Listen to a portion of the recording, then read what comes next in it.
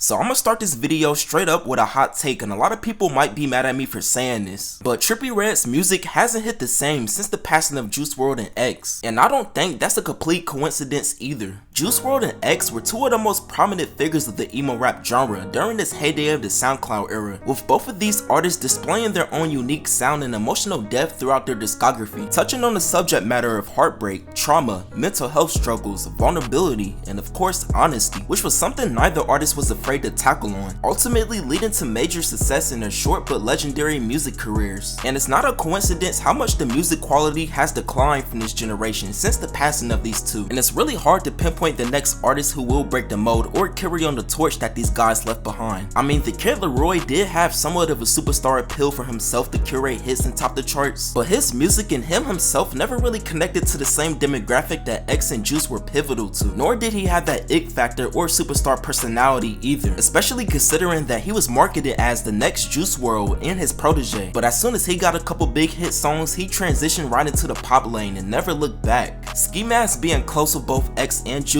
understandably dealt with a lot of grief for multiple years, which likely played a part on him not being as consistent in his music career either. Uzi and Cardi are already legends and solidified in their own right, but never really gauged the same audience that X and Juice WRLD did, especially for Cardi, whose music lacked emotional substance but had more of an atmospheric vibe. And for Uzi, early on in his career, he had some of that emotional cadence in his music, but as the years would go on, would later transition out of it. Lil Pump and Smoke Perp never had the potential to have a long-lasting career ever. Yachty was always in his own lane and was making a different type of genre of music too. And for Trippie, his music... Wait, what's up with Trippie's music? The more and more I listen to Trippie Redd, the less and less I like the records. But I still love the dude.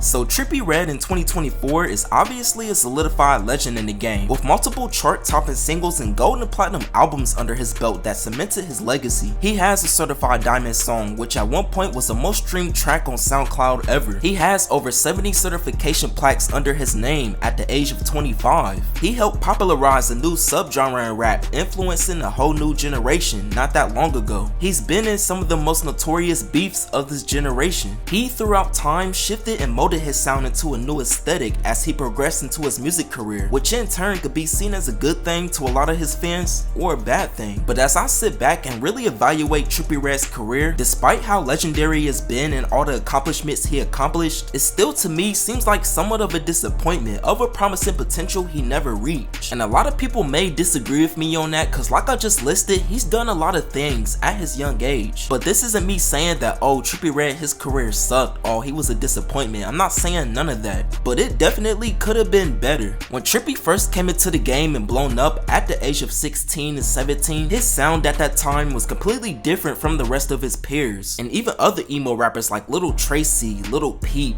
X, Lil Uzi. And I know what some of y'all gonna say, Trippie Redd did sound like Lil Uzi when he first blown up.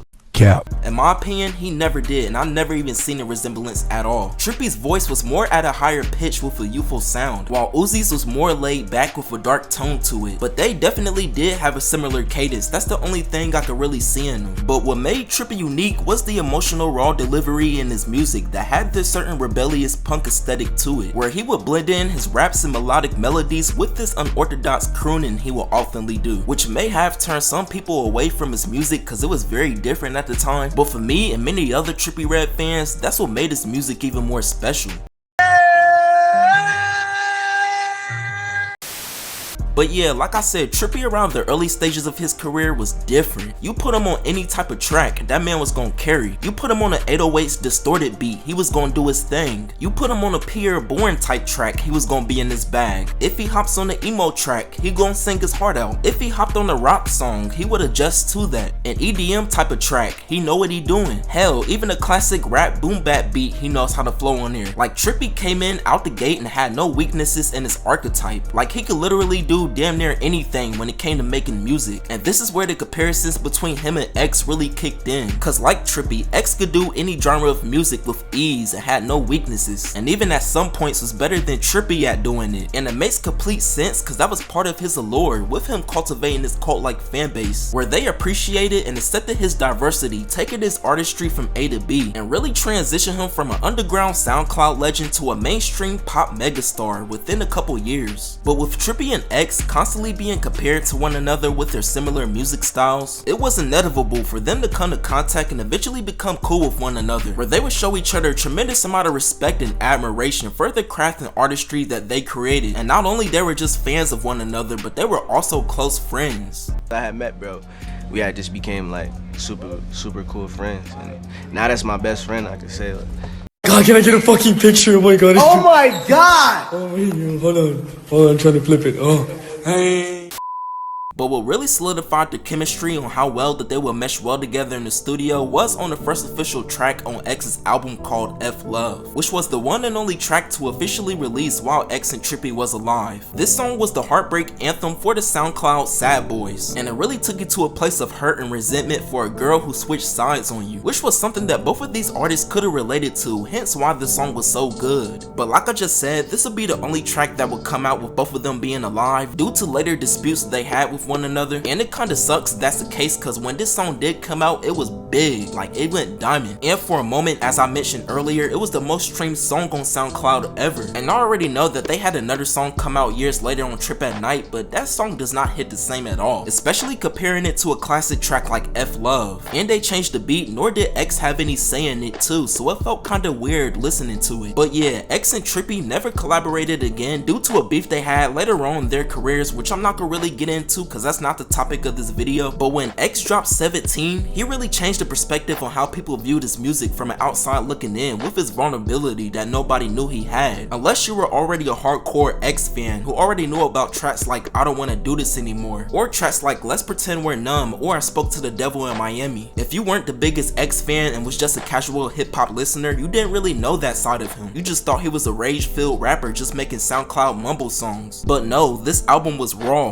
authentic, full of emotion, displayed a side of an artist that you hardly ever hear or see in his music, and 17 was the essence of that. And like X, Trippie Redd would display these emotions on his Love Letter to You 1 and 2 projects also, really showing his capability of expressing his love in many different ways. Like Love Scars for instance, it was a more upbeat 808s distorted type of track where his energy was really felt in that song, where you could literally hear the agony and cries through his crooning, to whereas tracks like Romeo and Juliet and Never Everland, there's more of a soft tone to it, but still showing his love for a certain female. Trippie, in my opinion, was at his peak during this era, and this is the best of Trippie we ever got since. 2018 Trippie Redd was a different type of artist, and no matter what he did, he always came out making great music. And I would even go as far as to say that out of all his peers, he probably had the best year. He would drop his debut album in August called Life's a Trip, which was nothing but bangers, and the album literally had no skips or no weaknesses in his full body of work, which I think it was Trippie's best and his most diverse one yet. He had songs like Together, How You Feel, and Taking a Walk that were more soft and mellowed for the listener to chill to. He had a rage track to get lit to if you ever want to turn up, Dark Knight Demo. There were introspective songs like Underwater Fly Zone, Oomp's Revenge, and Missing My Idols that all get personal. He also had sing-along lullaby songs like Shake It Up and Wish. Like, the man did not do no wrong on this album at all, and it was a flawless masterpiece. Now keep in mind, this is coming off of X dropping his classic album Question Mark, and how big that album came and shifted the culture tremendously, which was a monumental moment for emo rap then,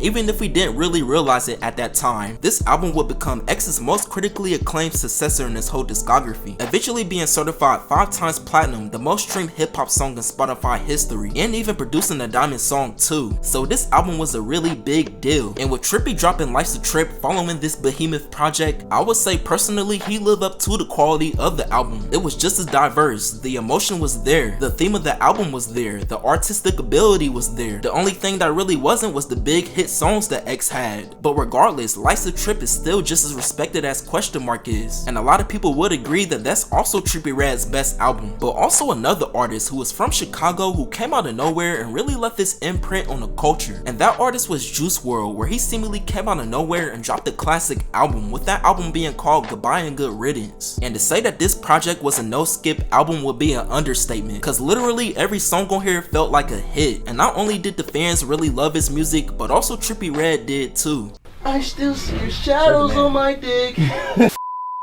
Trippie will follow up his debut album with his third installment into the Love Letter to You series, A Love Letter to You 3, where on this project it had no skips on it either, where he would produce tracks like Love Scars 3, Can't Love, Loyalty Before Royalty, Topanga, and of course the fan favorite 1400-999. Like I said, Trippie was in his bag this year and that man could not miss at all. Hell, he even had the best performance that year too at Astroworld, and it just goes to show you how big he became within a year and a half or a year. He even kept us entertained all year with him beefing with 6ix9ine, even if he didn't get the best of it.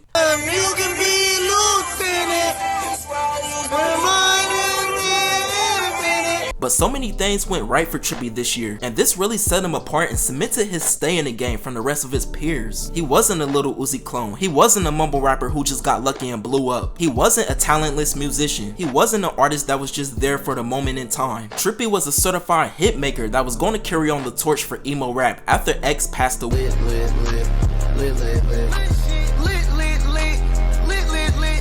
Come on!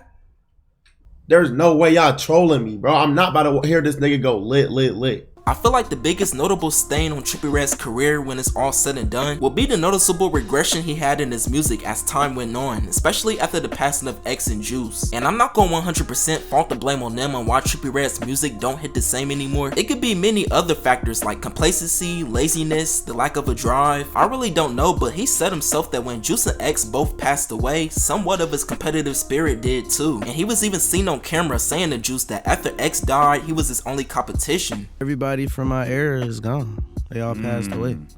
Everybody that was, you know, coming from the time period I came from, I was the last one. They was kind of before me, but you know, it's all the same era. It was the sad music. Kind of took a big toll on me though, because it was just like those were people I could call and talk to, and you know, they would really relate to me versus anybody else. Just music wise too, I feel like we were all tapped in with each other as far as the music, and we got to, you know, learn from each other too, because we were all a part of the same wave. So it's just like, I don't know, it's kind of like weird, because now I don't hear any type of music like that other than if I do it. The only nigga I look at like competition now. And when X was alive, that was my only competition. I felt alone, but now I don't even feel alone no more.